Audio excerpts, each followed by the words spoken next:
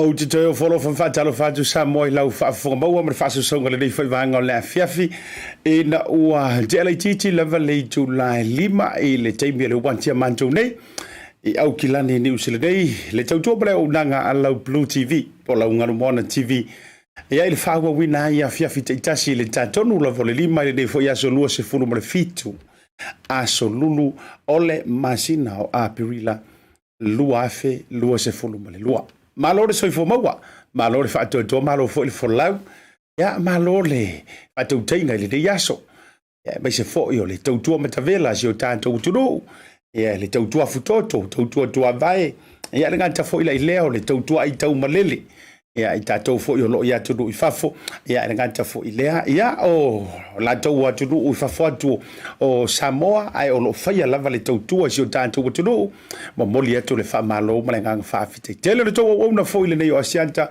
le fo ko se mai le fa o wino le tanto tautua ya fiafi te tasi mai lava ile aso ngofua se ia pa ia le aso foreile aso le vai aso e fia le tanto BluTV ya e fa wa wele tautua ma le proklame masani o le Tautai Tautai e faiva o le tanto tru Tautai ma le manuia Tautai ma le malo Tautai ma le fia ya fa pe fo ye te fa no ya ala te Tautai e wa I o manuia me uma ya wala ngai le o a ma le tua fo ile so fa tausi fo ia wa to o malayo le toto tu lo fo lo lanto lo le manu le mamea ya le tala e fai ai le tula fale fai upu a wasa le ali vai ma le malo e uia ina fa au nga sema vai fuafuanga le ne yaso nisi o tanto ya ai vai ma le malo lava malo lava le nusai malo le fa totoa e le tato proklame masani fo ile nei vanga o le aso lulu o folo fatu Asiata mo ele te mai mo mai sila mai ya wa sui fo o le kama fa la lau ya wa lo a sui ya fo ile tau ya wa tau fo ina sui au style la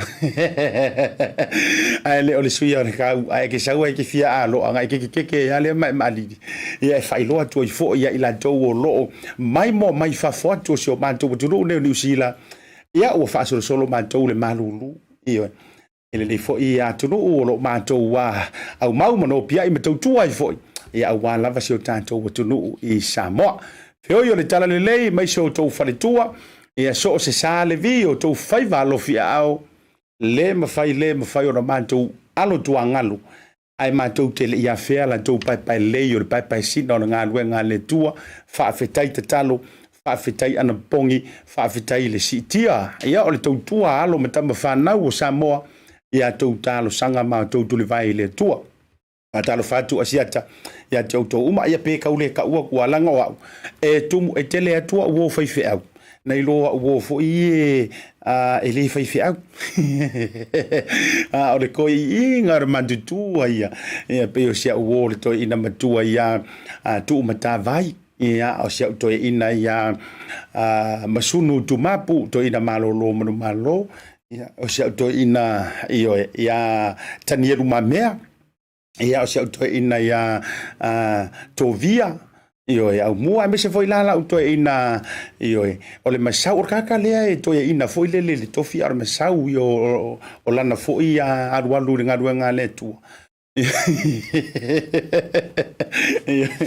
e vai com e foi ia uma ia le fai tu mo le tu foi o fa malo ele se automa fale nganga sunga pasta waita fanta mal faritua melody era ngata foi lea ia o le tele la foi yo na yo tama fai au ora ko inga le fanto e se le masau nga le tu se to ino tu inga mala aro fanti tu inga mala era ngata lea ia sunga ia paulo o tele la o fa nga ia le fanga ino foi ia le tapo inga mau foi ia whawhiangainga pasta ngarumle mana ia Veni Morisa ia ngata fo lea ia o lanto mautofi congratulations I sui ngā tofi le Assemblies of God le sa fato amai atu nei ia le fionga le taitai ia tafudai ia ngata fo lea ia congratulations o le wasi o sui le sui taitai lea ua se e mai le fionga matua ia la musteli ia po le fetalinga ia alo ia mo mau la musteli ia male fletua ia le songa le mo leo ia tavu ila wesi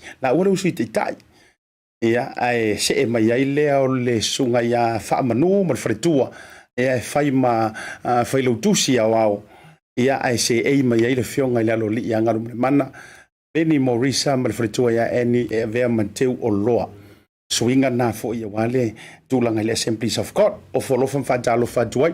Ia o le tanto asolulu le vai o le tanto fiso tainga masani ma le tanto malo fa alolongia ia mai Samoa ia e pe ano tau fai atu na ona fisu ia o le tanto au va e sauilunga ile taimi ma le taimi pe yo le son na file ma va se lua ma le fionga le minista o nga luenga ia mangaluenga te tele so tanto tino o le fionga ia olo fiti va ai ia o le ala se e mele sunga le Laaulialemalietoa ia e fatautai fo se fatala noanga ma le tanto au ondanga o le BluTV ia ele le foi vainga o le afiafi au tele ia fela o pe ia o le wa velen le vale le o to ai tonu fai nga malanga ia i lungo le tanto pe au manga ngalo le ia ai ia nei vainga o te tau fia fa popula tu fo ia me so le tanto por kalame e fia mo mo le nga fa malo ma nga fa tele tanto sponsors Tato company langono sua Pacific por Pacifica Family Health Group le fionga ya ngalo mle mana le fionga le aloli ngalo mle mana tong ya I vai fangaloa na seri e mai se fo yo le lanto team ma le Pacifica Family Health Group fa te tele ile to nga luenga fo ile la so to na ina te antu nei ya mai se fo yo le tui pui pui ya ka ungeri ngai me or kuir kai mi ngai ya tanto New Zealand nei te lo ma Australia e piu fa ki nga kalinga te ro te mi e to te silfia e taua ioi e taua e taua e tangata o mo fo na failo na tu ya e fa le ya ya kanga kai li kuya e topu le fa tu tu ile tau longo ai mo ila to mo lo le la tu fo le tanto website ale a fo I ale Pacifica Family Group Health Pacifica Health Family Group ai fa pe ala le faingo se tatu ta mai ya ta longa le te mili nei o le tangata mua ya lo like le page le ia tu fo lunga tanto page le na le Pacifica Family Health Group o le tangata mua ya lo like the first two people e liking al taimile nei o le afiso ta ia tu te mawaina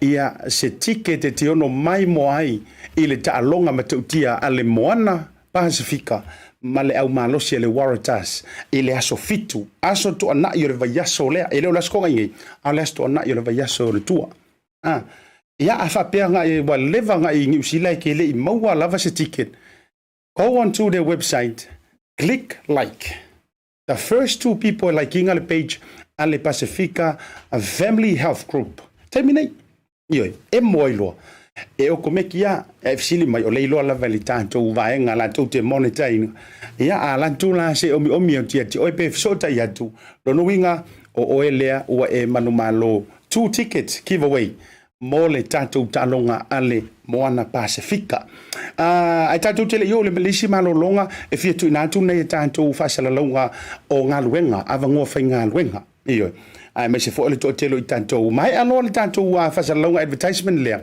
tatou wo le malolonga fo I mai fa felo ile tatou malo le woto ai tau nu ai se tatou atu mo tatou advertisement le mai tatou ainga energy o lo lanto tau sa ilia nei ia se tulanga o tangata whainga ruenga nau esi sila mai full-time graveyard workers anytime from 7 p.m. to 7 a.m. Lono winga o kangaka whainga ruenga sifi po iyo ile pamukesi ale set full-time jobs nau esi sila tu iai ia e kavaina uma ilanto ia le tanto pumping singi ina le set Browns Road ele ngata leo le set Hunters Corners I Papa Toi o le pamukesi le set Otou Ross Common Road Sylvia Park ia malitamali o le malai valele Tom Pierce ia le na o le set tanto the next one o le set tanto fasalonga o Avanoa whainga luenga taua mo o ele te whaafonga mai full-time cleaners at any of the sites at Griffin's head office. Le sisila mai tanto wa vanua le nai luma Griffin's I Wiri o le Griffin's I Papakula ia le na o le Opal Cavendish Drive ia o le isi nai pui nui blanket any shift from 6 a.m. to 10 a.m. ia malisfuma le lua I le auli se ia pa ia le sefulu I le po Monday to Saturday, off on Sundays and public holidays. Ta sile na ta to wa fa sila nga o avano fa nga luenga. Sila ia o lisi o tangata fa to lo le tanto tasi market shops. e lua la o le tamale I Papakula ma le tamala I Massey Road I Henderson ia te sila atu ai lava I tātou whaasilasilanga le nā ia e umalo e tau alunga antu I le numero le telefonia me se fo I o le awala e mawhai ona e apalai iai mahanga ianga I ngea whangofe ngā ruenga ia le nautu nantu I lunga le tasi market whatau olo le se tātou maenga o le family bar po le family bar whanau limited or whanau limited is looking for MoneyGram teleworking Tuesday to Saturday for the kupe foi le MoneyGram between 9 a.m. to 8 p.m. Yeah, the successful persons will also help with tasi market duties when MoneyGram is not busy. Tauala e te whaatau oloa e toi tala tupe ma e toi lafo tupe. Ia I le nā, o si tātou wawanoa le nā. Ia, ma le si tātou whaasisilanga o ngā luenga, ma wangofe ngā luenga. Ainga Landscaping and Maintenance Limited is looking for a garden and maintenance workers, Monday to Friday, no weekend. Pele tāua yo nei wanoa. E mawai alo wangoe ke roku wai no winga. E te whenga ruenga yaso rwa yaso. E le ngata o ngā ruenga mo ilantou e fia wha ofisa, o ngā ruenga whatau o loa, o pamukesi, ai maua fo ngā ruenga mo ilantou e le fia wha ofisa, ai fia lantou ngā ruenga fo I peila o le kamalea, mo vau, o le teu ungo whanua, ia o le fufuluina o tioanta ma whamalama o vaenga umalava, whapena, ia o a whapei louto mai tūrang whapena, whafisau tailea, o tātou contact le nautu I nātu I lunga.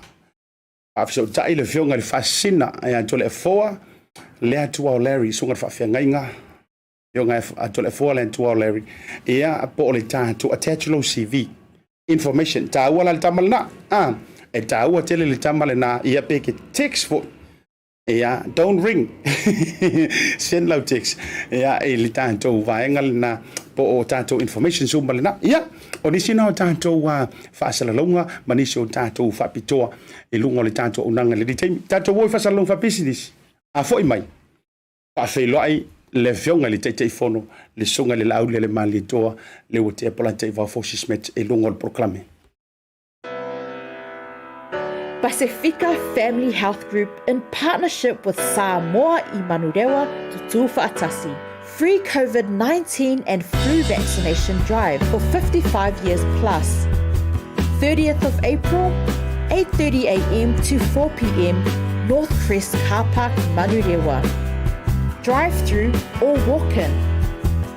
We will also be giving away $50 shopping voucher, family pass to Auckland Blues versus Rebels, and Moana Pacifica versus Waratahs.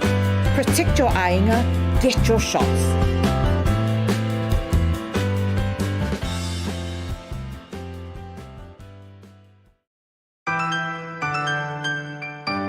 Telephone voucher is one of the most convenient ways that I'm finding now to do my shopping here at Farmer Joe, and my sister just sent through the voucher on my cell phone, and I just come straight to Farmer Joe to do my shopping.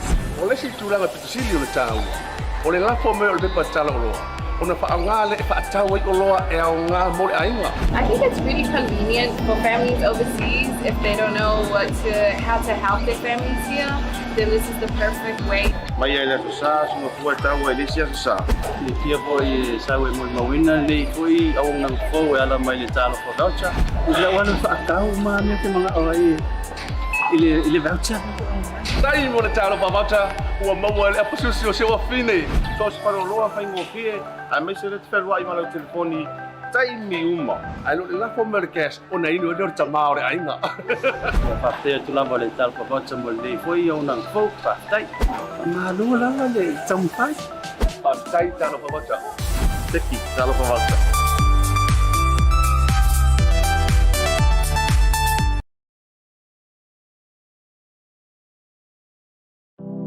Wa afia Samoa le Covitis fluiva. Download nei loa le Samoa Travel Tracer app mai le Google Play po le App Store. Install ma le sitala le numero lau telefoni. Whaola le Bluetooth ma ia mautinoa le ola le app I taimi uma. Ele isa data e whaonga ina I le taimi ola I le app. Pasiasi I le Samoa Travel Tracer.ws moni si whamtalanga. Tātou ngā lulu e whaatasi mo le saunga le mua Samoa. Do it for Samoa. Pacifica Family Health Group in partnership with Samoa i Manurewa Tutu Fa'atasi. Free COVID-19 and flu vaccination drive for 55 years plus. 30th of April, 8:30 a.m. to 4 p.m. North Crest Car Park, Manurewa.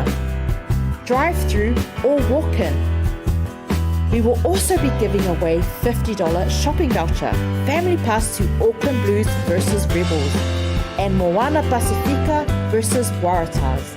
Protect your ainga, get your shots.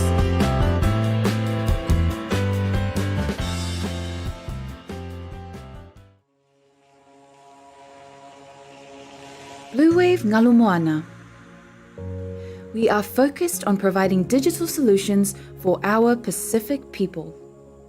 With a creative team that incorporates Pacifica values and cultures, there are no limitations. We offer a variety of digital media solutions that cater to Pacific peoples. With over 10 years' experience in graphic design and photography, we take pride in creating art with a Pacific focus. We also specialize in filming, editing, and live streaming.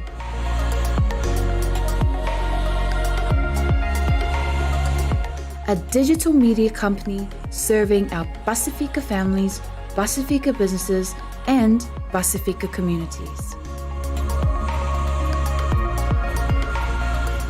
Bluwave Ngalu Moana. Live and breathe Pacific.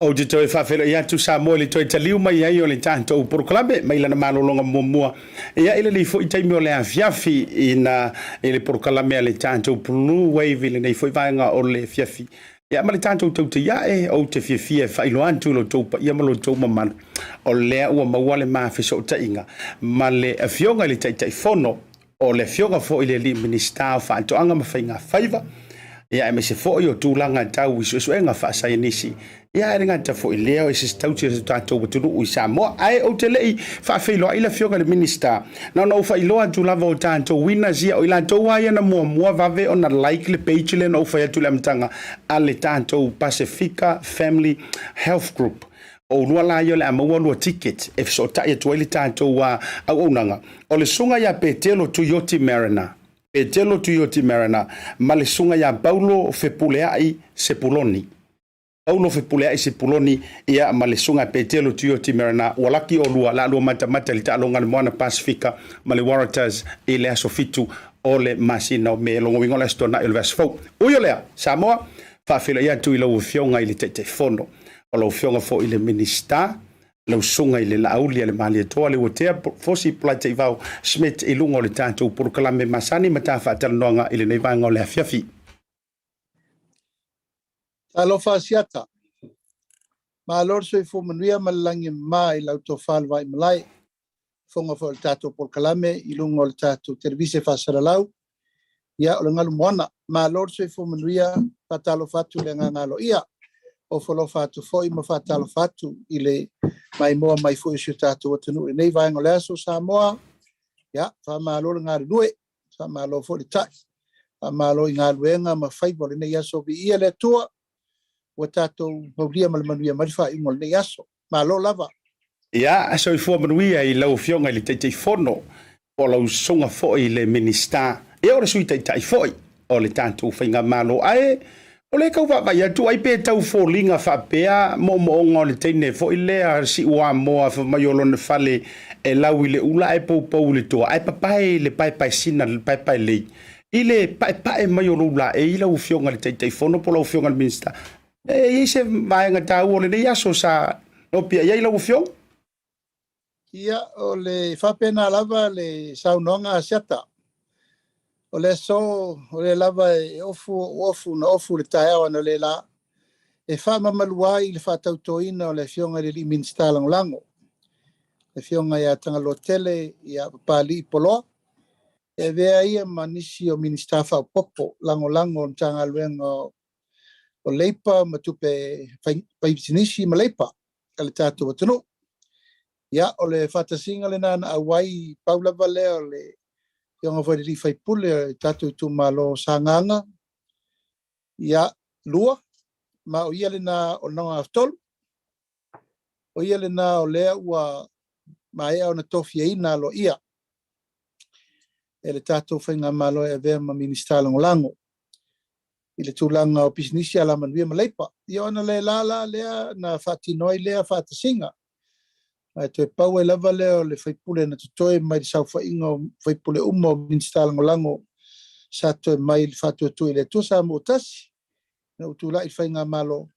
Ma le utolu waila ua ma le talenga ia palauri. Langa ia siaki. Ia o tūlanga la na o lewa wha mai aile nei sauninga tāwana le la. Ma le nā la te vai mai le au te sina il te ao. E o mai le ria fine. Ia o whatal tari le tauna tāla o lava taun whatal tari le saunoanga ia te o le vai malai pale la e ele fiafi. Ma le whafonga anga le tātou atunu. Lo whaftai te le lau fionga le. Te whono po lau fionga fo I le minister. Ia. O le tāwhisiri masani lau foi, ia o a maisi o tātou watunu o I le iaso tauna amatai, ia ma le tūlanga foi le tau, a me se foi o whaivasano pia, ia lau fionga I le minister. Ia, whawhitai, o le nei aso, ia o se aso manuia, o te whatusaina o le aso manuia, o no tūlanga ia sa o taua le amtanga, whamanatuina ma le whailonga ino le whatautonga, langi le lei foi, na pa unai wanga nei le fiafi. Fa file muai ma fa malu le tau fiafi o lo le lei me asiata o wa mo foi lava na faisi pisi de nei aso I mai aloa le fatautonga e matou anga I loa fai fono kabineta e le fatoa uma mai ta lo le lima ia ai sisi lo foi tini o le va al kabineta de nei aso ia ai anga I mai lo ta pena isi me motaia o usupo fo isi fufuanga mo le aso ata o le tatu talomua o taptapao. Ia, o le ala na o le pala umai lo le fionga le ripura o ngalu moana. Ia na sa ave ta whaalolo nafi lo waso masan. Ia. Ia o nol malo whaalolo ngia li.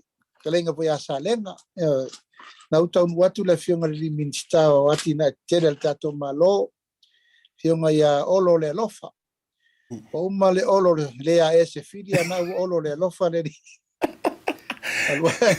Alua tu na sei ia si foi il faltua man no falo ia ona foi mai foi le tulanga masani le so foi malo loina ia on te liu mai foi le fanua alo le me o masiat malo fa vitai ai ta tele yo I ta fa fesili ia le vaenga na o tau mau le ma fa tal nonga ma le fionga I le minister nga luenga ia ma tina te tele le fionga ia o lo por fitalinga salenga o le fa pe mai o ia le ua si ui ai I lantou fo ia le a fai e fo mai nei e siaki.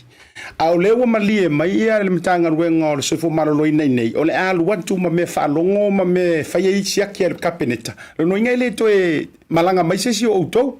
Ia le whaalongo longo kule lisi ia le fionga mista. Pea o le tau mua ia le u fionga tai fono I ana tangata siaki ia la avatu nei Samoa.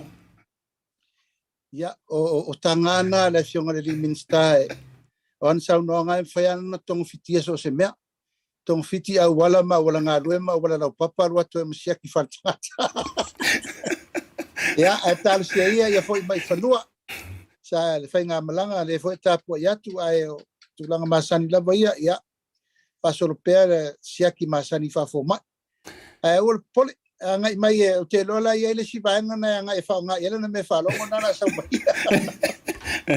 Ia malo la mafai foi e la ufionga me se foi o ma waso isi anta a matai le ka por kalam ia la ngai nei mata upu ta ua mala walunga o te fia silingi ai se finanga lo ufionga le te fono le ato muantu ia o le na o penga o se afai tula le amatanga o le fonosi si tanto o tunu foi le na a pe le amana ia foi se mata matatu ma le mai mo samo ia le uto tolo e fa silingi pe se mafuanga o toe tolo po tuai mo le aso for radio lo fionga te telefone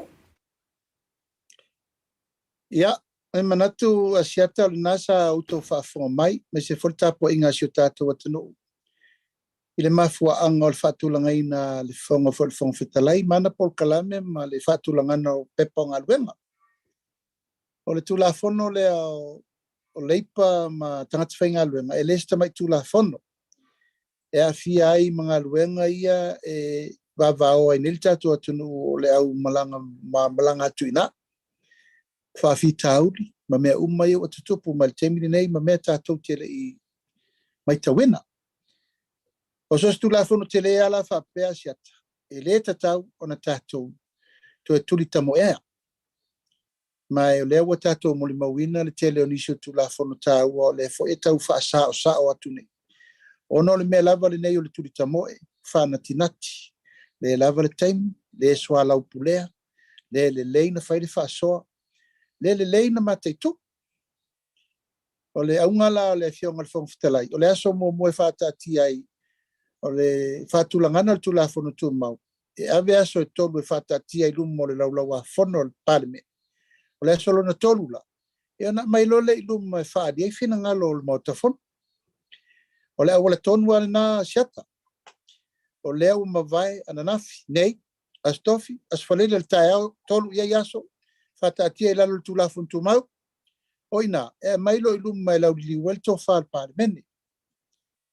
Ia awana i tātou toi whaia le mele sa whai momo. Tasi a le aso whanati nati, whaitau whatasi, whaitau whalua, whaitau whatoru pasi. E au tātou mai tau ne le te leo le awhianga i tulafono fo, i nei whaatari li poti al komiti whaptoa. Papale mene, ona o le ta pena le ina. O le lau o mana whaatatia le kopi o le tulafono le lumo le laulau afono. E lau alu sui whaipole o mena mato iai i le aso lua. E whaitau ala tu tulafono. A uma, ea ona tatala leo le ia o wafa, a wale asfalele. E peo tūlanga le nā, a toai fo i manisi o mata upu tāua. O lo fai ei fuafuanga le fionga le whongwhetalai, iana lava wha proklamenga o mata upu mana whasisilanga ma me umolo whatatia. Ia o ia, wa leise si siata, leise si whatatianga ngā luenga le paremene o le fionga le whongwhetalai. Mai o se whainga siri lea o na tāua tele mo le taimiri nei. E ono whai atu, ia e leto e nā maselaina le tele ma le anonoai.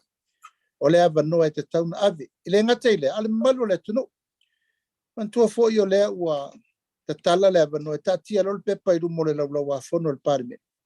Wa matala fo e sirisila, i ele au mai mōma le tunu ato. E whaitau e tu la fono. E whata aviri lava la le whatala noanga le parime ne, e whaitau whatasi, whaitau whalua, whaitau whatoru se i o lava na pasi. Ala fa wei lava no le tunu e mai tau ma wha talai folo lato fina ngalo, a wai elo lato wa banoa, a atu lo les fale. Ona toi mai lo le tu la fono le iluma, fai tau whalua, ona la unga umalola fai pule anga i tu la fono. A maea, ona se elo le komiti, e vala a wei le tunu u atoa. Peito tonu le masina, po le lua masina, e fai la ngona le tu la fono. Mai o le whainga le nā ua o manatu o se whainga silin tala whenga. Ina ia matua i ato o toa o mai tato tu la fono la po a whapene. E anga ele se tamai tu la fono le fionga limin stao. To whawha ia latino. Ma o le whatatianga na ua lai o na whaamataali ia tu langa o le fono usu le nei le amatanga i le solua. A le fono le nei, ele se fono pupu o le fono umi. Ma o lela to e le sovereign la ufalo ngolongo tu tapenanga le fionga le whongwhitalai. I ona wha solo i lava lea, ma te si le fia, i ainisi o mta upu tau, e toi fia tu mai tono li poti fo i lea al komiti wha pale, mene wha pito, o le fo e tālia nā li poti. E fo sa sisi latu na pau ale mea na wha a ali, o le sui, o le komiti lea o na wamaliu le fionga ia va ele pa i awa iona. E te taulana to e tu se si sui te tono e wha atoa, e komiti lea, to fitu. E na mai lolo la toli poti. Mai o te tel tonu lava e tauna o atu le vai sofo. Ia o te tauna i te tonu na li poti. Mai le la i titi fo. E tala noa ngore na li poti. Ia ato ai ma le wha ailoa i lumo le pale mene, le lafo fatu. E whiri ai fo i le o le a avea masui o le komiti o tulafo no tu mau. Ia me se whainga palota, ma to whiga whalwha vai. Le fo sa ieto whai a vaele. Ia la uso iai le fionga i le to fai ase wa muli fasi ia o le sui o nganga e maunga no mele lua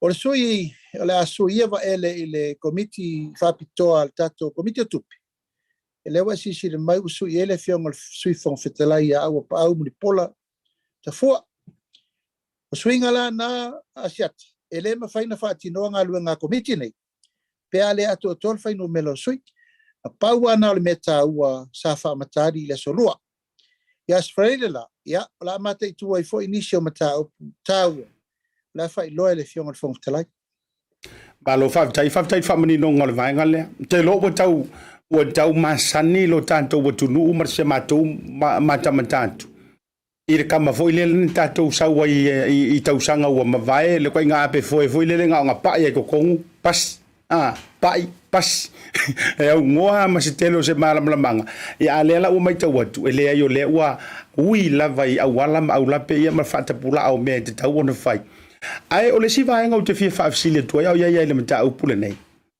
o te fia whaafsile ngia so fina ngalo lo fionga le teitai fono o te lo fo i le mai mo atu ma le mata antua i la tau fo i o tapo i whaiva o le atu rua e se lava ma le tilo a lea i le vaenga fo i le leo le whaamamaruina o tu la fono a tu mau o le Maota ia ai me se la o le vaenga o le vaisua lea sa tu la i mai le contempt of court lea na matua whaamaoni ai le soli tu la fono ia o ila tau fo i le tue tau whaailoina ia e peu ia ina lea iso la tau a whaasalanga sa au maia ai peo lenga kau kilo atu po le ase silisila le palemene me se fo le fong fetalai ma le Maota i le tūlanga o le aso ufina ngalo ai me se fo o le ase tūlanga i te tau o na fea le vaenga lea amon mole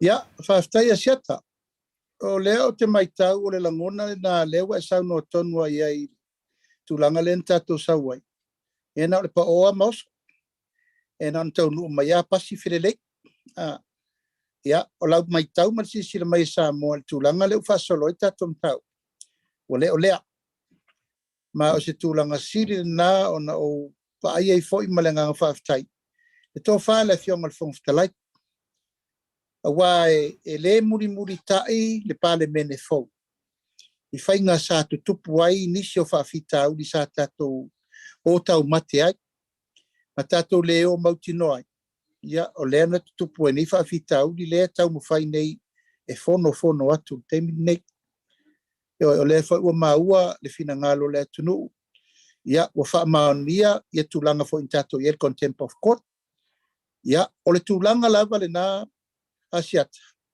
i le fa masinong e tafa tolu lava ia o le nonofo ai o le pare mia marka peneta o le fainga malo e fonga fetalai malana pare men e fa masino sili malana fa masino o le tafa tolu na o leo sa noa le fionga i le whaamsinsi o whaamaunia sori tula fono sui o le parmen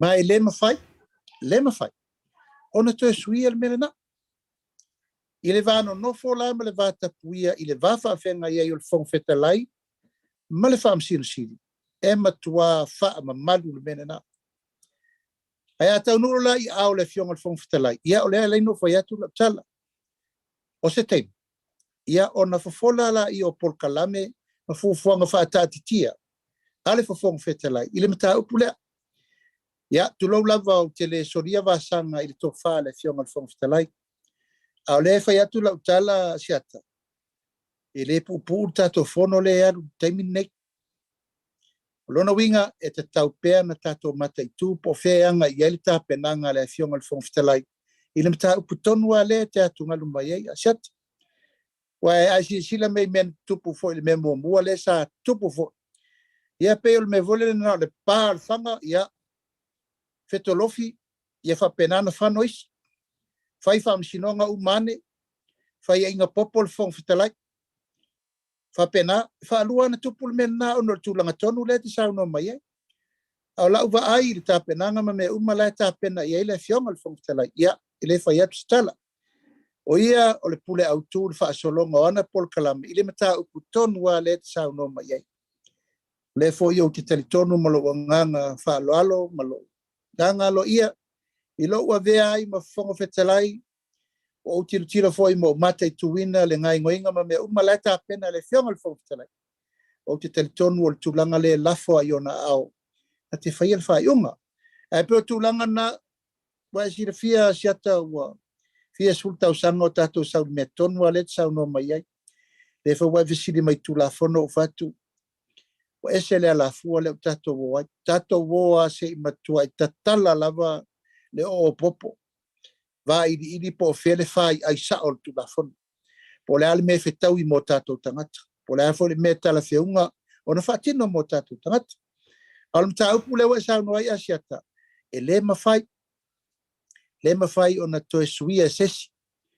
Wata mau le fai unga al fam sinsili. Mai le mafai e se malos. Ona toe suia so ringa tu la fon na.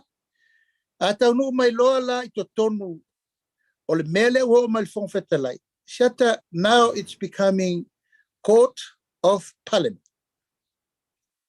O le wa umal meta o le Court of Justice. Wa umana whaidanga luenga le wham sinonga. E le lau taunu mai lo tonu. I le Parliament. O le taimira le nei. O le fofonga fetalai. Ma le Parliament. Na te whaia se whai unga le mele te atunga lumai e. Ia. Te pala I el to'o ma te paleata ma te piripiri lo widi ma e tapua. La tūlanga e o iei wha moe ngā le fōfuanga o le mta upule na pe ono whai atu fo ilesia o whateltel noanga na whai mua fo isi le tio whasala lau. O le wha tūlangana ma le palepalenga ma le wha taunwino le mta upule na o la ia ao o le fionga le whongftelai ma e o te teletonu o lo ia te ia le tō wha ma le teimi. Ia e wha taunu uai le mea leo te maita watu o lo iei le tunga lunga lau to fal vai malai ia mal tapo ingal tato tru ma lo fa mo le fa mani no le vai ngale I lau fionga I le te fono o manino lava le tūlanga no inga wa tali foi le tele o le si fa popolenga mala tu matangi sa ia le to tele o niso I la tou mai sia I la tou o tau muli lava I le melea te taua o na fatino ia mea tonu uma e ala o le tūla fono langa o le Maota lea o le Maota lea e mata I tuina o lea mata atu iai. Ia mea malava o mea kukupu inga e kakaunga matua lima taitaina le tunu. E le la fonga. Ale sunga ya tuila epa sa matua angiangia pe o le angiangia o le tanga vai. I le taimi lava fo I o tu la I le whainga malo. Lea na whai na la fonga I lau sunga a tau mawhai lava I tau wasa to dasi ia tūlanga fo I whamasinonga ma lea fo I fola. Ai wa mafuono o toi mawhai whaafisili e so fina ngalo. Lea ngai pe tau wata tutusa I le mele la tilo atu.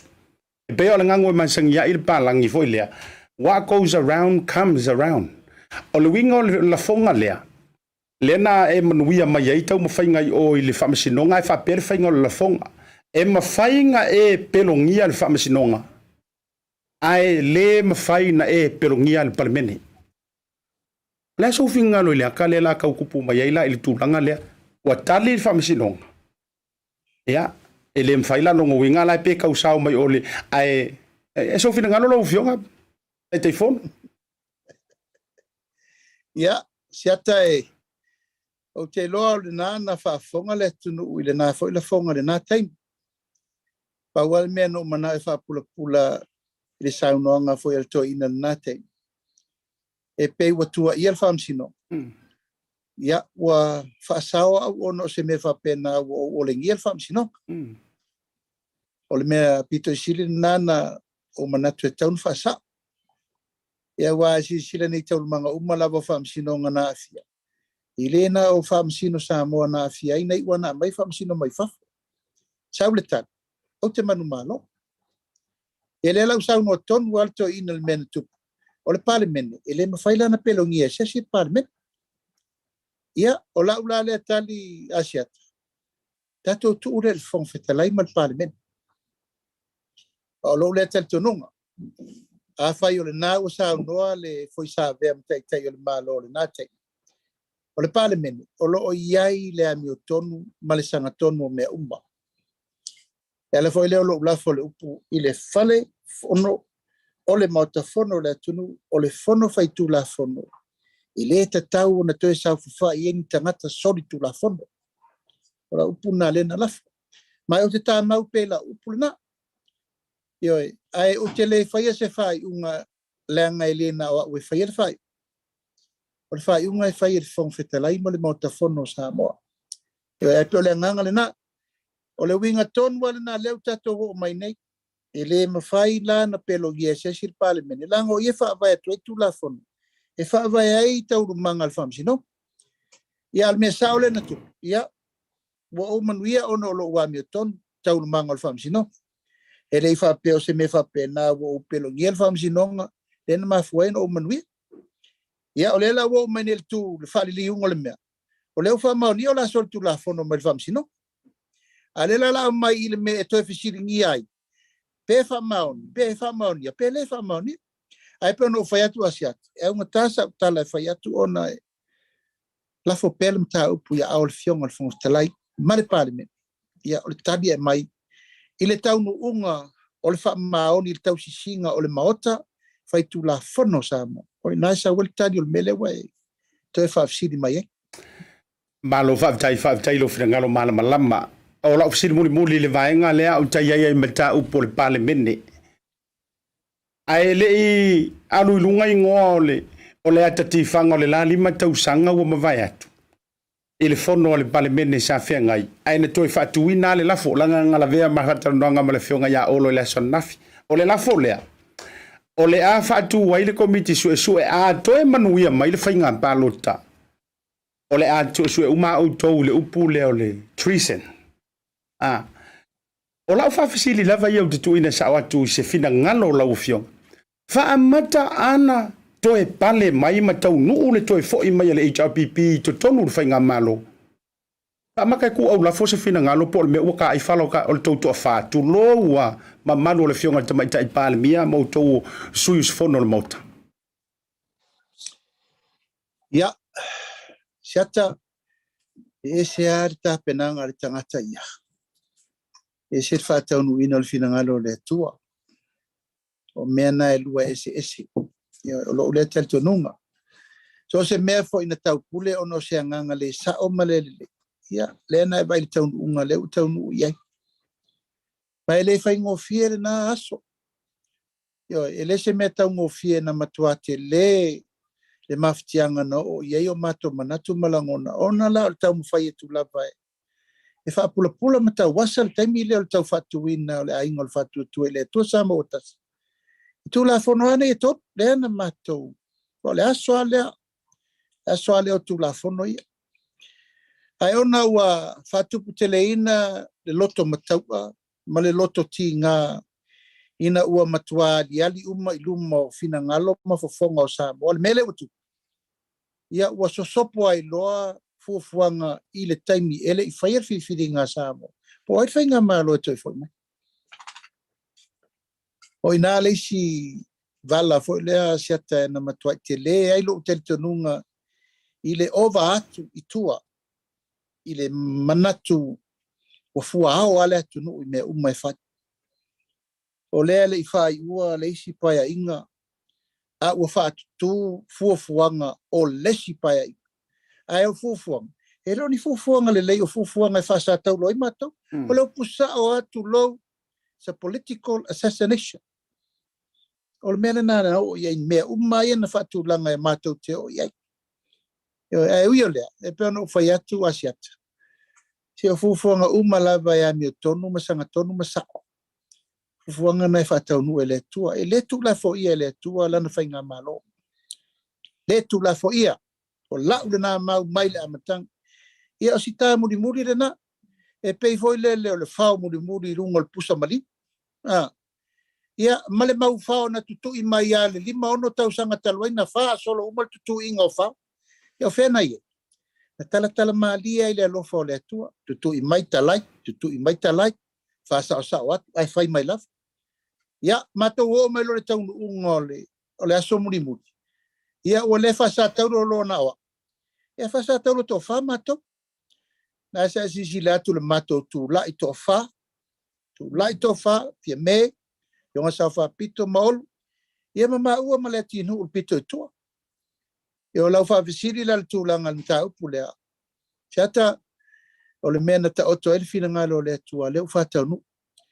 O a foi fuafuanga na whawhau le nā taimi. So o se mea lava na whawhau i se tau mawhai, i se mea whale tonu. E leo finangalo na le atua. Ma lo whaafitai lo finangalo malama. Haftai fo ili whaatou whala inga lau fionga ile. Te whono lo fionga fo ili minister ile vaenga. Ia o le atabe ia tu o lea ua whaatulanga mai ia ma te tala tu le fionga le whongvitalai le warrant po le whaatanganga fo ilea mo le toe a whaataunu ino le whainga palota ia a le tu malo o ngangai fo maunga numera tonu ia o lua e po le tonu le lua ia wo whaafisiringia so finangalo ona o lo uso tu ofe le ngante le matanga luenga. Ia ai o tu malo foi ia wa tau wa vavala se si foi ia me se o ni sui o le fato tu ile tu sa mo utasi po ila tu tau wa vina le fu ai le vanga ia o lo iai tau manga o tape na masani al vang fa fai fa tu ina for committee ngale due mo le fa mo ai pena fai atu asiata o le feelinga o sui e malanga I whainga palota. E leo se mea le nā alwaanga whai whaatino mautu. O se watasi I ai le finangalo o le nuu malitu malo o le mea nai murimurita I ai le mātou vava ai mal feelinga.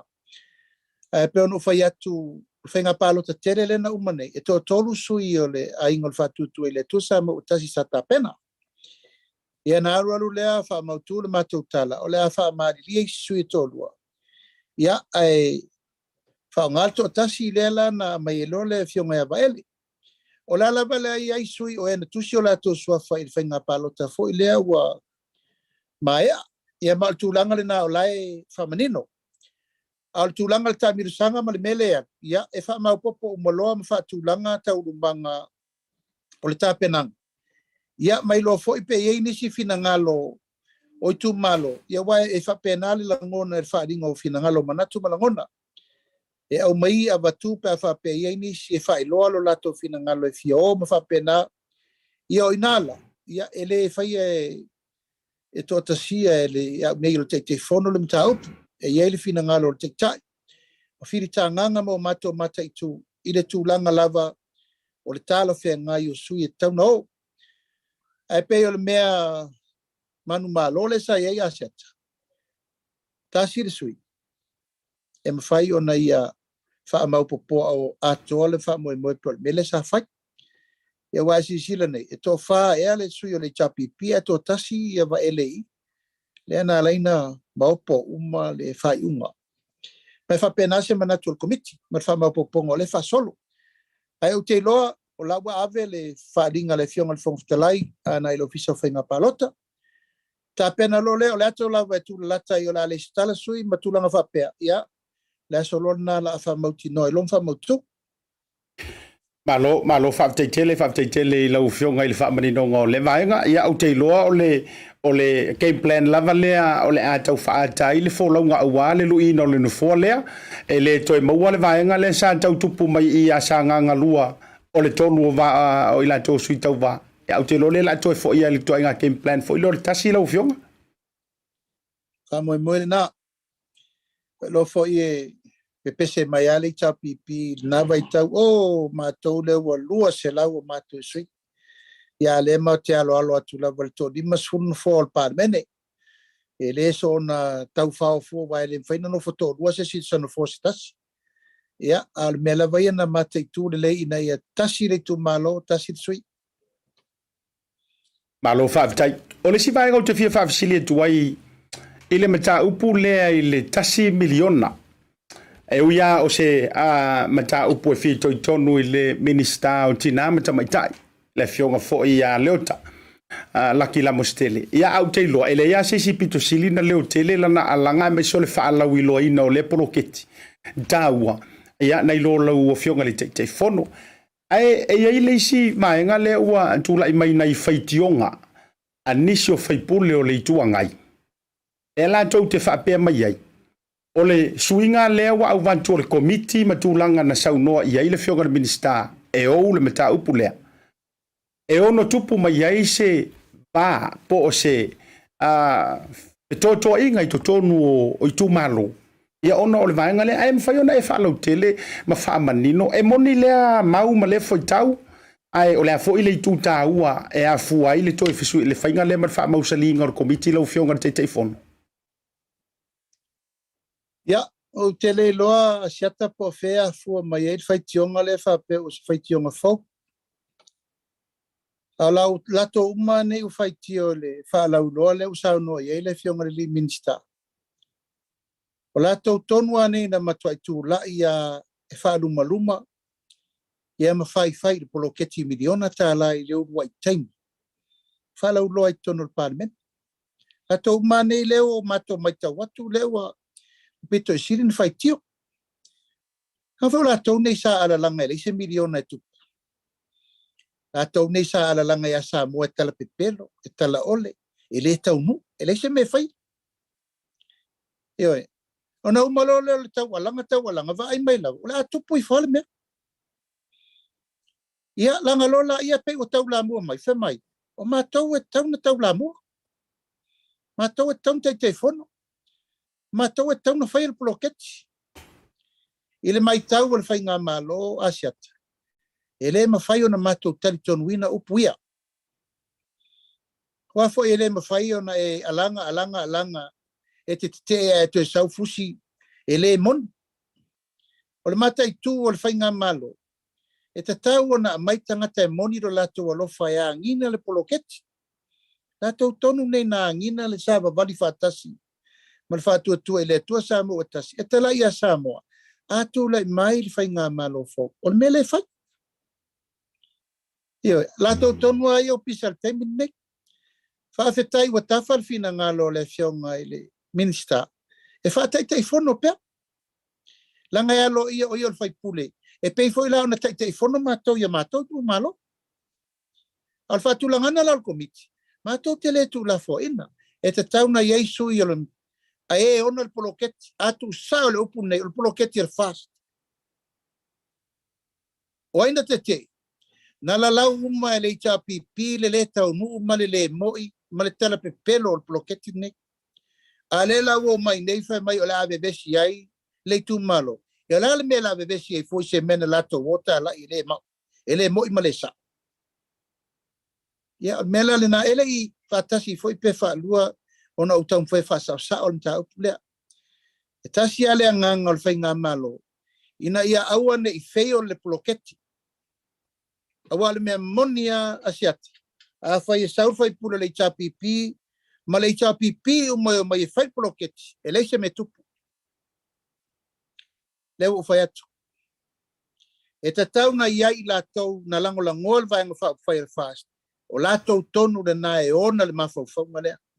E o mai e whai o lātou manatu. O ia ala langa le fast o le poloketi lea e o mai isi sapi ai. A o lātou ni na pito I siri na te e le tū la fono. Te e leise me maua, te e leise miliona.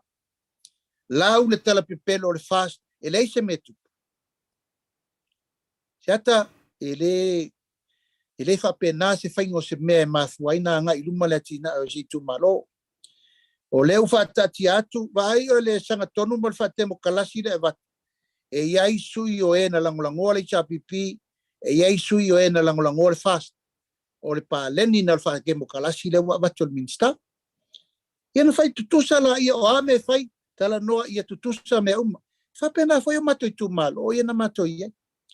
Wa foi amato ia ele fa pena oni metau fast e fai le tu malo ato au I tu malo ia le afia I le tu malo lo sa fotu le tu malo lo vai monga ma le tu malo le ono ama o lato tonu le na matua I mausa le mele ele ia le fast ele ia supporta ale fast il poloketi le o la fa fena fai ia upu fa pea ele o tangata nei na langolongo ina le fai ngā malo le watu o lātou e ona le whamoe moe.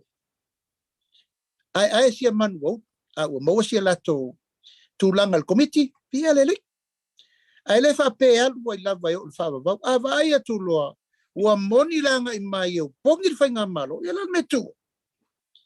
Lan me tu wai. Ai le au ngale alanga o le whaipule, te te, Alela sau fusi mau ma fusi pe o se mea ia. Siata, ele sa ole mea. Amai pe le na tau alanga ina le poloketi. Owa oia, e moni lo na lo fatulangan. Awala le upule fai mai tua. Sena na mai al tupe tufa. Awani fai ni poloketi. Ona ya, e tau mawhai ina ia feio le malo. Ale mele tau mawhai atu nei le fionga le li minsta. Ia whapaleni tu tusa umale manuia po fele tu. Pe fast pe pipi. Ale manuia le tu malo. O le ungol pule tutu le sau nei ona alfai pule. Maana vaenga langolang. O fea pula atu ai fofonga suina langolang al fast. Ele sa ole me ia te o te telefono ia la te ia o mai fua fe e ma ala langa I ia fuis na tau langa ina fi na ngol fai nga palot e pe fa pena se langona fai te lia ali fai pule mala to complain langa tele fa tau ina langa ele moni le wa langa nei le te min nei mato we support ya ai pawal me ma mali tu malo ole awala le e tini tau wao ima tau nu ulploketi ile o ngā tutonu e man viaili tu malo. Malo whaftai whinga lo malam lama o lau whionga li teitei whono ia ai ngā teilea o le toe wha manino ina o lea ma ta upu o tele foi tustusinga o lo au mai ia me se foi o fina ngā lo nisi o sui fai pule ia ai whaftai ia o lea la manino e le yala se me ala fuona vafu e pe o le tau watangia mai tau fa nga mai na I tu malo fo e failo mai ai o no vase fo nga va au te loa ia lo to fo I tu malo ma fioanga o le van tali mai tali se paia ia mai ai le manu o lu pe na e a sau no la fionga o le masina le nei o te lo se tasile nei o masina o tusia I le talaanga o le fatuino le fainga malo fo o se masina o puapuanga ma le amata ina o le savalinga whaingata. Ia, le sa amata. Ia, ai mai se fo'i o le tau whaatuina o le whainga malo ma le savalinga. Ia, whaura whaisau noanga lau fionga le teitei whono. Le te leo nei mau whaafitau li le nganta I wālava o whaafaipule sau I makanga luenga. Ua matua monga ma le whaafafai. Whauna e sau noa I le tūlanga. Miso le te le fo'i o le mau suenga. O loo fia ngai male whainga malo talu ona whaatuina lau fia. Ia, whaftai Asiata. O te loa le paune o le masina fia ngai whainga malo o male tele o lui tau. Na umaloa le no fo inga le na umine. Ia amata mai ai na lui tau. Nga ngai le whaingo fie le lili unga o le anga inga e Samoa le tō whasa moa ina I manuia le whainga malo. E le lai titi Asiata. A sa vai ai, sa vavali pupo ngā o le tau mwhaisa iri malo. Lei whaingo vie. E na whatau mātu nei lau Fisheries. E lei umal whainga malo au a matana whaule koruse. O le si whainga malo. Ia, taunu umai to tonu ina ua mail whatua tuanga Samoa. E le I whaingo fier whaatau tuina male, whaatulanga I, mal whaatau nuina whainga malo. E le whaingo fier Asiata. O ina sao mamai nei mau whamsinonga tele. To e whainga pālota. No mai mali lusu ono le lusu lima. Tau no mai wa luas furu tonu tasi. Ia e o mai to tonu e tau avele malo, oka. E le la I titi fo I mea ia tau mo whaili te minei. Siata I le alofa maleanga le lei o le atua. O lo maua I pea le loto te tele ma ono sa I e whaawonu ngā luenga. Ai le la I titi lu I tau ma mea o whea ngai. Ma le whainga malo. Le ngata li tu vai o le fionga te mai tai pāribia, sui pāribia ma ka peneta. E le wasi sila le vai asol ne. O le vai asol ali nei. O le wa mata na wha solo lu I tau le fionga le fonga fitalai. Le atunga lunga le na sa no mai nei po le alme fai la wali ia o soli tu la fon. E le whaingo fiel namta o pu Asiata. O le ta alia le li poti le I piri e tolu ia. Le wa e vai mai ua matua maso fa sofa le whamsinonga whanua ma sofa. Le o toia vese le sia wali I le na whatau tofa malos. E lela I titi mea ia whea ngai I le vai aso I le parliament neo Samoa. Lona winga la Asiata ma lau whaafisiri. E matau tia le loto ma le whainga tau lui tau o lo o asa I le whainga malo. Ma le whainga o fie whaivalo whilima. Ia te au la vaia ele ngata I tu la fona. Ele ngata I whainga whawai. Ele ngata fo I mea o lo tutupu I to tonu am tanga arwen. I le tele o le mau mea le tau wha sao atumi. Se taimi. Iona sila leo le tātou atunu. Ma mai mo fo le tātou atunu. Ai tau te vai mai I le tele o suenga o lo whangasolo. O lona wing. E lela I titiri tūlanga I lui tau ma mea uma o whea ngai ma le tātou whainga malo. Ia e pei lava o le teletonunga ma le mau whabae. Ia o le ono sai. Ia maloto tele. E whaasolo pēta urumanga ma mea uma o lo tutupu mai le taimi I le taimi. Ai a te au lava ia o le malo si anga ia ma le pule au o lo mawhai ai o na mātou ngai o I pēa ma o mātou sava wari pei lumo. Ia o le tatalo lava ma le anapongi I lumo o le atu. E fsoso ani mai lo mātou vai. Ma e le whaititia le mele na siata o le manu lauti na mai le amatanga o le fo lau le taimi nei le ainga o le whatu le tua sa mo tasi. O le mātou teritonunga a whai lava o le wala wina le. Ia tātou lea. Ma e le onge a wala le atua ma le sāwalinga. O lo fo e pe whatusa o le whetawinga le Filistia vole o koriata ma tāwita. Siata e leo le fita e leo le malosi. Mali. O le mana o le atua e mawhaina soa lau pule uma mene. Ma o le mena na le whai. Talo ma le whatuatua o le me ngata I le mātou mwhai. Ia, o na tuaturo lei au mafola. O le atua, o le wha vae ai lo tātou atunu. Ma o inale mawale malwa papa ma le marusanga le, ma le mapusanga o le tātou atunu. Ai peona e whaapsiri mai. Siata le umma lui tau. Na te sila mai vavai mai. Wha solo mai pea mea umma mo le anga inga. Ai o fufuanga I a whai fufuanga le tua le taimine nei o le tau mwhaia wha sao. Wha manino, wha pupula wha malamalama mea ia mo le tunu. O le mea e te tau na whai. Mai o le na te loa le mea sao ai le whai. E pe upu masani ia sau no so o ai fwoi whainga malo o sola. Ia, na ue loa le wha le tonu na I lumo le sit whanga le tua. A o lui tau ia ele umba. Au ina fo I Asiata, elu I tau ina il whatuatua, ma le savalinga mo le ngaluenga, mo le atunu, mo le rumana. Malo whaafitai le, pale whaafitai fo I le toa, e ngā tei leo le whaatua whala inga, le whina ngalo malamalama o lau fionga I le, tei whono po lau fionga fo I le minister, e tu sai fo I o se fesilingia, o le tūlanga I le savalinga, e mese o nei masina I le tausanga ni te nei. Ia, o masina I le fufuanga o nā sāsau malo ua maua a le whaatuatua I le tua sa mo utasi malo le tūlai mai. Ia, tase e mai loa. Ia, ina I vaenga o le COVID si o tātou o turo.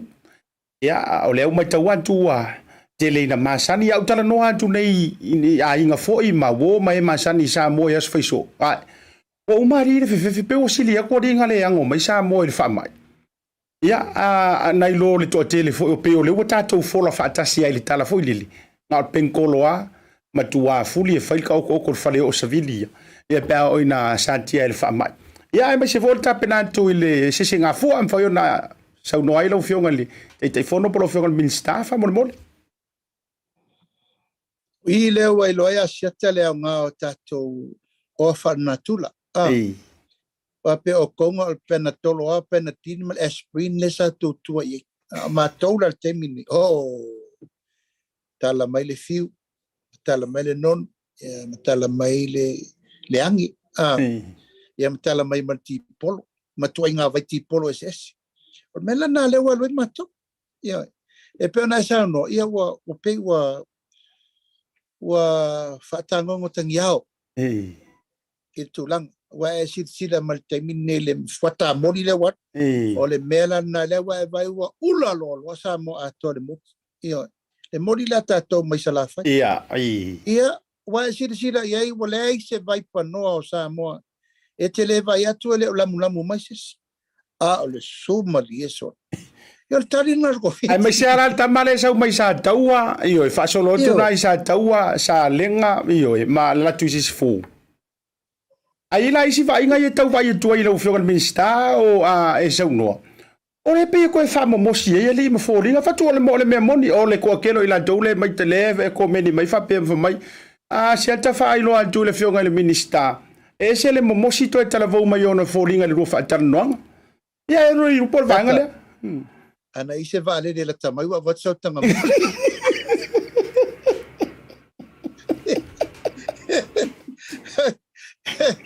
ole me sa o lava asiat se langa wa tupu nei fa fitau tapu ni punia tato vale ala tau mo fai se au wala me faina watu se tanga modi la sa ilunga ai ai e tatala me ni sile fa tanga tato modi na watu mai o se fufunga mo le mana I wai paua le awala e mawhaiena export le tato mot o le valele yo no minga o e tenga fatia le Taupea ono tala le modi tasi e te roa tenga fatia an fatau me mai fas furu tala le modi ala mele fa do se furu le modi ta e pe tu langa le na o le mea o le vitamine le na asiat ma le kiwa na COVID le wali amate o moli Samoa ma moli saina o le fa ua matua I tai le ofisa o le tato fato am ua matua fa lele ai fatu moli ese ina ia matua te lele nei fo ia tina o fa mo la vai ele ngata ina ia o atu lumana ia wane to tofu mai se mori sama vo le ali o di le so to io ale mela vata mori ia ono tu langa fo le e fai fuata fai season le me wat pe te mi ton wane le tau moli ia mal tu langa fo tato tolo ia sa tato pepe sei mo oli e vai tau a pauana McDonald ia so ia o le moli mal kipo mal kolo ahora si Singapura ia wa pai la kolo a porta ulanga ko male pa mot e pro nai me na so ya o krisimasi wa fola solo fanga o fefiki ia ma fanga mo fanga o fe vai ia tato me umana sa tato ia so e pe fa pena se langona ole tu langa sile na ona ia o maua le treatment o leo mai ana ia tatu tui o fa solo pusta ia maltulanga le tui tomaiti al tulanga le vitamine te tuai I le fama ia leo fa yet o le alu al fiu le al waim tapia o le angi turmeric ia le ngata foi le tipol ia tau no mai lo mal tai mori le wal ia matua le longa se me o ia il fa fi no le tunu o va ven fa foi sir malo si o ngase alo fa tai tele io o se fianga le na ya manto nei e sa mai la singa kanga mori foi le fa tai le valele ia o te lo le a manto anto e mo le o le tofo moni a mai sala fai pe a fa o le tia manto no le fo fanga u le o no le tatai mi ia la fionga la fotuia e fa mai a mai sau noanga e foi se si vai nga te bana o sau no fa popo e a me se foi ni si fu fuanga a wala va o te lo e ta si ar fesili le ku ikele mai ya o fesili so to ila ia fa mai le to tele Asiata Fisheries tuia le tai fono o fea ea e ono te tala mai ai o matou fio antu io e mai se la fo ia ta pena ngor sisi nga fu ia male atu la fo se io atu ia inga ia ma se fa ta lo fa to fio nga me se fo le fio ta mai tai pale mia marca peneta Siata lea wa e siri mai sa tato ia le vaenga luna tot o leo tato vaenga no la nua leo tato vaenga tu sol mele ole tu ia o tu si le wa ye e nampa tu o tala mai ai lalo o no winga la le sfai no mela le tu toe o le tas mai le mfa tato toe fo I lunga pe na wa sa no tato masani fa ma pa wana I mei tu fa mau tu no tu ie fa ma popo mai pe si fu maroloina yon fa tau no le msalo le toe mau o fufuanga fata tia le ai le o tato si Singapura ia ua tatauna ia le tulaga o le mafaina tatou feoaʻi ioe o le tulaga lava ia le faamoemoe lenā e lē o toe mamao asiata ae lava mai pea le ona saʻi o le faaiʻuga ia lafo pei tu lalo ma le fautuaga e mai le tatou New York Group e na mai lo le faataunuu o le tatou sisigafua e tasi ala upu le faalaulo atu asiata e lē na o se vai aso e sele paita le tatou sisigafua o le tausaga atoa le ufaatulaga le tatou malo o lona uiga e tofu a le masina ma le mea tupu o le faamanatuina o le sisigafua e lē laʻitiiti la le tapenaga ona o lea ua maitau ia ona o le sa tatou lavelavea ma tatou aʻafia uma i le faamaʻi ma le tele o tulaga faapena o toso ai se tatou o lava i se masina ua matua leai lava se mea toe tupu ia e mafailona ia le tulaga lea te saunoa mai ai o le avanoa tou te afio mai ai matala mai ao i fanua ia ma tatou militino ma tatou mafuta fatasi ia e tatou faamoemoe pe ia i le tua tatou taupuleola ina ia taunuu mai le aso ma faamoemoega atonu e o atu inā o taupule lelei se tatou vaalele lelei taupule lelei ni tatou femalagaʻiga lelei nisi foi company vaalele fou e mai ni vaalelei e toa te taunuu mai foi lenā taimi ia ua ai foi ni tatou vaafou e felelei savai ma tulaga uma ina ia faigofia ai feoaʻiga ma mea uma faapena ia ma le talitonuga ina ia tatou taunuu i se tae o loo tatou mamoo i ai Malo faafetai ia si ia lo tafaivaiuta la foatu sausaunoaga faiu toʻatele lē molimoli mai o latou olofaaga e ai le isi o i latou le mafuta mai amerika ia e fao atu pe te ua le fao atu faapea lea laga uō ma paaga mamae foʻi a le tatou porokalame ia le faafesili mai ia tulaga pe faafeona faao atu nea latou donation se vaega le te lo fast supporters ia me se foʻi latou ia ma faiʻua ai sausaunoaga le toʻatele foʻi latou o loo faaipa i luga o le taporokalame lau feoga i le taitaifono po lau feoga le minista ia e mori le agaga faafetai lau tou faivai malae ona o le taporokalame lenei e fiafi mori atu foi le faafetai tele i le faafofoga mai foʻi ma le sila mai mo mai sa mo uma o loo lala mapapa o i sa mo nei a me se foʻi le paia o le tatou atunuu o aiga o i tumālo o nuu mafioaga o ekalesia ia o loo tatou nofo valavala ai o fe lava o lenei lalolagi o tou mo mai ai lo iʻu leo ia faafetai le atua ona e maua loutou malosi faafetai foʻi loutou aga lelei o loutou aga alofa i le matou nofo atu foʻi i fanua le vavaia o le tatou malo ia e maise foʻi tulaga o le vaaiga o tatou ekalesia ma nuu mafioaga matou faamalulu atu foʻi sautou maitau e lē laʻitiiti nei faafitauli e feagai ma le tatou faiga malo e lē laʻitiiti a o le matou tatalo ia lava mai pea le ona saʻi ia matuʻi mai le papaga tapuaʻia faiva aua tou te popole o loo soifua le atua na te silafia faaiʻuga saʻo e tauna fai ma o loo silasila foʻi le atua le taumafaiga o vai nei e lē laʻitiiti le ala foʻi lea o le faaigoaina o le tatou aiga o le faatuatua i le atua sa maua tasi ia aua ana i ai sesi e tulaga faaletonu tulaga lea ia solisoli mulia ao ma mulimuli taʻi i taulumaga i le finagalo o le atua na maua ai malo auā le tatou faiga malo ia o lenei e fiafi moli le agaga faafetai me uma faafetai atu foʻi le faafofoga mai o se upu o le tautamaliʻi ia ma le talafeagai foi lau faafofoga Samoa ia asuasu atu vai malu i puega faamalulu atu pe afai sala le gagana tapuaʻiga ia ana i ouaiga loo nuu ma le itumālo lo taape masalalau aua to te pole lai manuia le tato itumālo e aso ataeao le alu e foʻi le tama i savai e moli tatou fanu Panadol ia ma mea uma ma tatou senasaisa ma mea mask ma mea uma fesoasoani ai tatou itumālo auā le puipuiga o loo fai o loo malu tapuaoina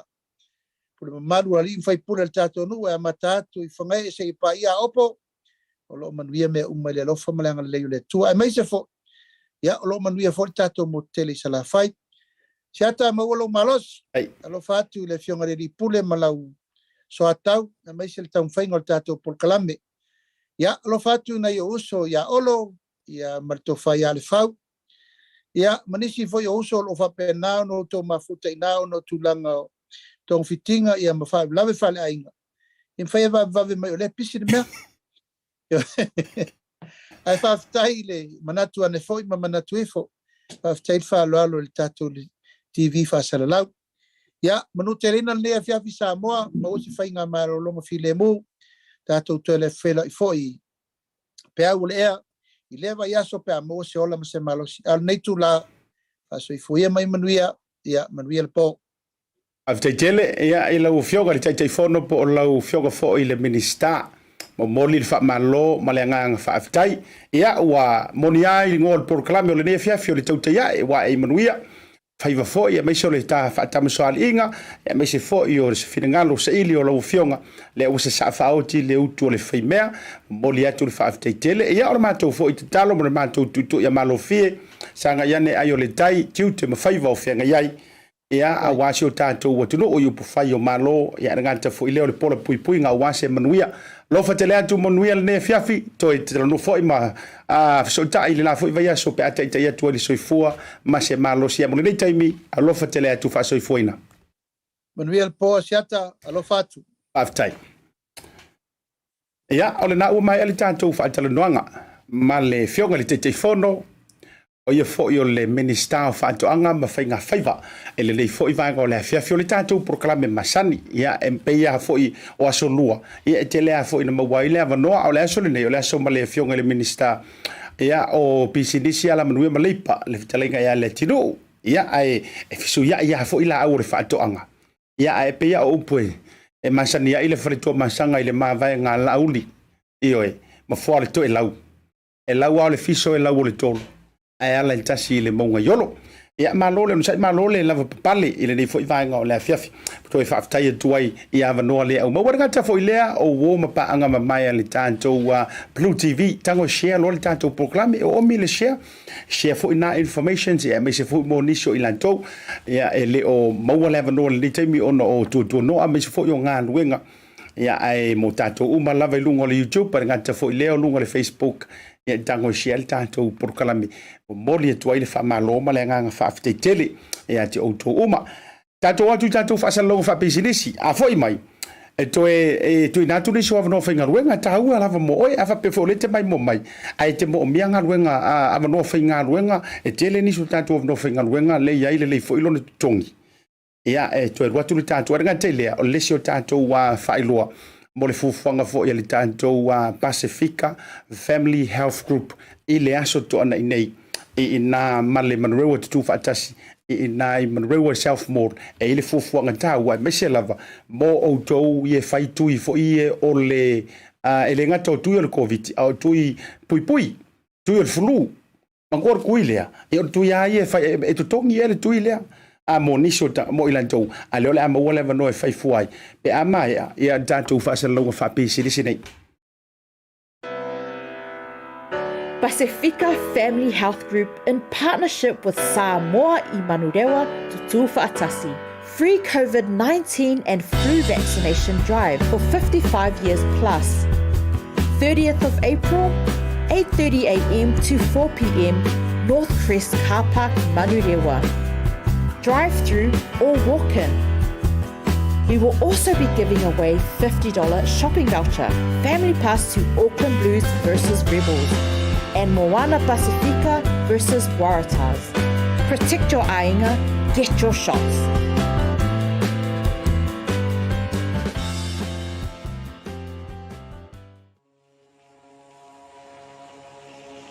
Bluwave Ngalu Moana. We are focused on providing digital solutions for our Pacific people. With a creative team that incorporates Pacifica values and cultures, there are no limitations. We offer a variety of digital media solutions that cater to Pacific peoples.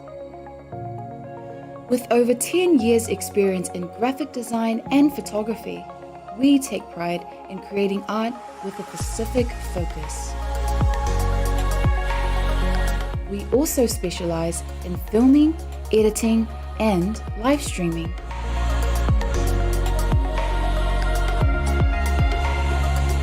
A digital media company serving our Pacifica families, Pacifica businesses, and Pacifica communities. Toi fa vele yan tu toi fa talo fa tu le toi fa wina yo le tanto por kalame o le tau te ya la unanga la unga mona polo BluTV le nei foi vaenga o le afiafi ai tanto te le toi on tu le so tanto wa facile silanga ai me se foi o tanto wa tulanga ia facile silanga o ngaluenga a mavanoa fa ngaluenga o lo sailia se tau tu atu nei so tanto update news update el nei taimi ia o me foi sa tupu ya tanto wi news le nei ma o te ro ole taona lela leana reportia mai ai ia se matua matautia o le ngaoinga ioe ina ile Omiston mall I Flatbush la tata mai I Otara po o se vaenga o le tolu I le taiao le lato sisila mai ata yo le atu ina tu lunga le tanto screen o se vaenga le na sai ai reportia mai fo I le news hub I tulanga I le vaveao I le tolu le taiao ai oso ai lo so fa inga le aulaikia pe ama le to se fulu ma le lima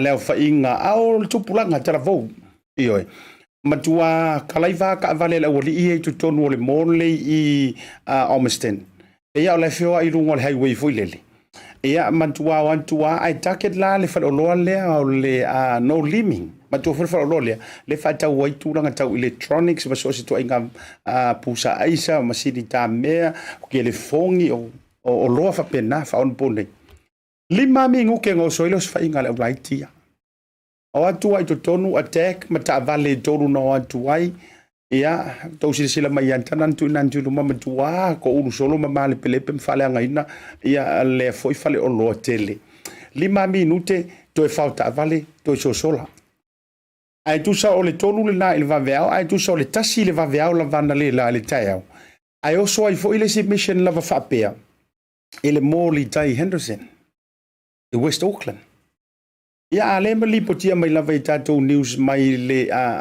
Herald ngata foi le o tato mainstream news a newsila e tolu e malisi o so fa inga le sa o so inai Beach Road I Mairangi e matautia lava o le vaenga male ale o le tulanga le e mesel fa fonga maua Samoa e au pia lava fo ona fa ilo antu ma toi fa manatu atu sila ne o ele tamama le tina ai sila ngai yaka na tu ina mai ona fo ilo ngai video le news hub le ne tau va tuta to one o news hub la lo te mai ngai ka mo mai ai la ia lanu fo I tu lo wa lanu pa o tino le ulaiki wai e ka sia la kilo I longa po ngi palangi ia po oni tangata Pasifika o le tu la lo le tanto proclame le tau te ia po le BluTV ia tu ana ma o ela fa na ule fia fipo a kor kai mo fingalo e wai le tatile fia tu o le fa la utele la vale finga o le tala ia ai se la ne pele o se sile ka mo mai tonu I ia fa tu fo wale fo itate fia tu ta tate le lo pe mulmuli ane o tama wa enga ia pe o soka ke ile ai o le tau fo ile o le fa mafa mo tanto mala fo ia mai so ainga Samoa ainga o le Pasifika ia tau tuana po atoa mai ti fai ngalo to le fiafi tau tuana po ia ini tulanga o no mafai ona tau ta fia mai ila to ia me se foila e ave ia le upu ia fa pele o la fiafi le tula I mai ia vaenga fa pene ai langa ona inga pele fautua ma le tuala o le matua la iti o le au laiki io ia le la na ia fo ile tulanga fo ile le o le na ave ile fa mai ia security ia wi le mo manu miti ia fu o le matua to a dele lava o le au laiki ia e tele fo ina faunga ina o nei ona po wa popoko fo ile au ila to fo ie kengi ma ila to fo ile au ami o vale ma au ami o le topule wa popoto fo itanganta I ta alonga le temile nei wa fo wale la vai la to fa le pui o mai fa le pui o mai o le mela le utupu o tele na fa solo ile la to recruitment ma le la to haya ia lo fo mo tatu fanau teenagers talavo e wa fo nge on po le tau le telefoni le wa ia fa ta inga le tau le ia wa ta wa lava o issue nei e tiro mai solo so se enko te tiro mai e le ole me e o fanga I lunga o ko kikilu ko lu afere ka o le iPhone e fa penala ta la fa yetu ia wa langa va foi la o il fa lo le ele o ni fa le lava ele o se fa le pizza ele o se fa le aulo ele o la vai o sa o le tele o lo ye li potia mai na ngao ia o telefoni ia o tūlanga I TV, tablets, laptop, anga whapena. Ia, ngalurue mea uma mo le leo I lātou e alolo whaile tua.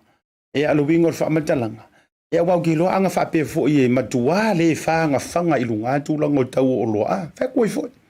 Ia ai o le sini ma le tāua. Tau tuanga a tātou whanau. Sirisilane ma sirisilaifo. Io, vai po mo le lika mai ki o lātou potu. Le o loe o le tamama ni tina. Wa ova fo ile matua fia o matua ma ova I masemea. Momoela ia matua onana. Ai le o loa o mawawa noa fipunga I ka mai ki whaamalama. Matulanga whapena. Ia onai a motunga afa. E watu whaatu alalo. E le tātou prokalamele ni whibanga o le afiafi. E miso niso tātou news update. Maka ukia le vainga. Ai tātou toi fo ima ia I tūlanga o le whaamoe moe o le aso tōna inei. Ale Pacifica Family Health Group. Ea o le lātou tuinga mansani e whai ina I le South Mall. Tau te sila fia uma le South Mall. Le kāpaka le whai ai le market I aso saa. Tai au aso sa I tuane o le shopping center I nai Manurewa. Ia aso to nai ia I le tau le iwa I le tai au. O le aia I nā le fionga fo I le whaurulunga le purisili o le tātou au unanga lea a le Pacifica Family Health Group. Le fionga I la loli I angaru le mana. Vai whangaloa nā seri ma le lātou au unanga fo. Ia awa I lātou e le ngantala o le whainga o lou tui pui pui o le COVID. Ai o le fo I o le a maua I ma le avanoa e whai I ma lou tui. O le fulu. Tui la le, o le kui maasangi. Mai fo I te ua e musu e whai lou tui o le COVID. Mai musu a kua ia e whai ma lou tui maasangi o le fulu. O si au lava kui le te lea ina whai tau sanga te itasi. Ai le isa ule COVID ona o suinga fo I o le tau o le aiai. Ai o le leila o le tamalea. E maua ia fo I o e le benefiti fo I leo le limas fulu tala. Pepa tala o roa. Oka. Nga e alu wantu ai ina alu whai lou tui o le fulu. Ia maua I malau voucher. Limas fulu tala manisi au nei whaamanuianga. Ia umalo e sa o e whai le whaatau. E tua I ai le aso sa. O le nei fo I weekend. Walanga le sa tātou long weekend mai. Ia na matua te le fo I a se a. E le tau ilo. Na matua te le fo I le spenta mama I le. Ioi. I le tātou long weekend le sa te anei. Ia ona ia vanoa na e mawhai lava. Ona mawai ia a se fesoso ninga mo nai ahinga. O le isi tātou whaasiri silanga le tu e tu inantu. Ia mo le to telo I tātou fo. O vanoa whengaruenga. Job vacancies mai le tātou company le ainga energy le la tu ina tu lunga awa fo ia la tu sila mai le taimi o le fiafi a fa pe o lenga o lo pe ko lo la fo ile telo taimi e le I maua la sa nga luenga po tau sa ili sa nga luenga ia awane nga lo yeti oi ona e fa so ta I fo le vainga le ainga energy a fa pe tilo mai ile job descriptions a e sila I fo la va ya nga mo oi awe te popole e umatu I nantu I lalo. E le whai unga ia numera po le emaili matulanga I te whaia. Ai full time, graveyard, workers anytime from 7 p.m. to 7 a.m. Loloinga o le taunga le nā fo I le whatangata anga lue. E leo whape ke ala koe ke alu se malai tunga mau te whainga le ai. O sifi fo I sifi po. Lea e fituanga I le afiafi fitu le taiau.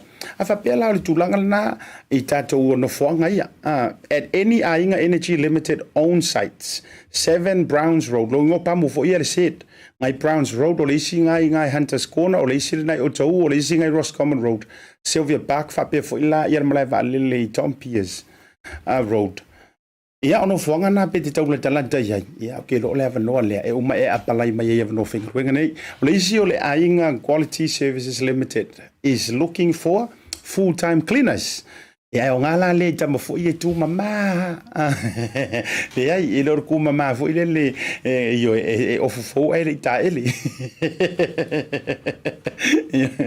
Ai e ke o afa ko o ngaruenga fo I sifi po le graveyard la ku sia ku luma e ke wa e apalai ma sau fa pe o e wo le vanga e di ku nga mau sam.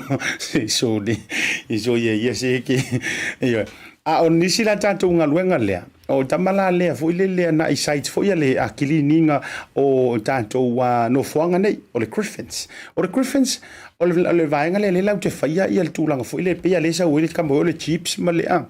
Ma tūlanga o pe pakeke fo I o Afia mau fa langa ia vangoa ia ioi awai ta te tilo foi po ta te vale se pe pak ai o no ia fa pe e tau sai di sau ngaluenga kamaranga ta tau meila ia o lo sa ilia foi ni fa tau o loa i tasi market shops el wala no fonga tasi market ole ndamale na i Messi Road in I Triangle Road i Messi Henderson ia Malaysia le nai papakura o lo sa ilia foi o na foi lunga ia alfa matalanga mo ne ia vano fainga luenga lenga tailea o le family pa fa now limited por fa no limited is looking for money cram teleworkings ave pe foi la o le le kulanga le ia calculator mare omi io kau kupe computer o le uma tulang fa pena ia vai pe le o sia vano le na mo o i tanto money crams na lenga ta foi le ia e so so ani foi le tasi market ia Malaysia mainga unanga o tau sa ili ole ainga landscaping and maintenance limited is looking for garden and maintenance workers lo no winga lo kamala le pi ke le ia ila tau foi le au fie nga lui fafo te u fanua mo vau io e fa mama ia tulanga i pala au ia fie fo i fa mama ia mota malawa window cleaning water blasting and other work requires no winga la afa pe o le suit i tamaia fa so ta ile o marinate contact le fionga por sunga fa fenga parent le for le to Larry ia ma attach lo CV le email le na le to aingaenergy.co.nz ia por send for your text only awe ke vili e fa yaku for text ale fila e fa pe ia okay lo le lo vili send lo text ma attach to langa o lo mo mia ia tasina na tatu fa sila ngatau ele nei banga o le afiafia ngatele o le unanga le Pacific 40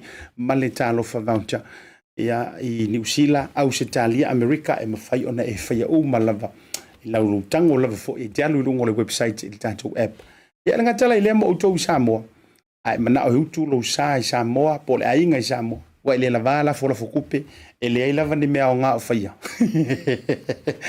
Ia paula le si vaenga te tua iai o lo tango loa e to tongi atu le pensini o la tu ta vale ai wha o ngā ila unanga le Maota, Samoa, service stations i nai Vaetelo. Ma whai te leon e whaia le nā unanga ia ma le tele lava fo o nisi o whale o loa i nu i tua e mese fo o le motu tele i sa la whai. Update muli o tātou COVID i Samoa. Leo te tiro atu cases valu a felua se lau valu se fulu. Io cases.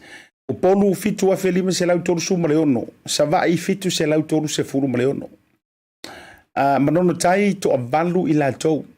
Cases, new cases i manono tai. Ia o i la tau o loo i le mautanga senga se tūlanga o ngaonga ICU e to a wha. O no mera ia ke lea ina tā ua le teimile nei upumongia.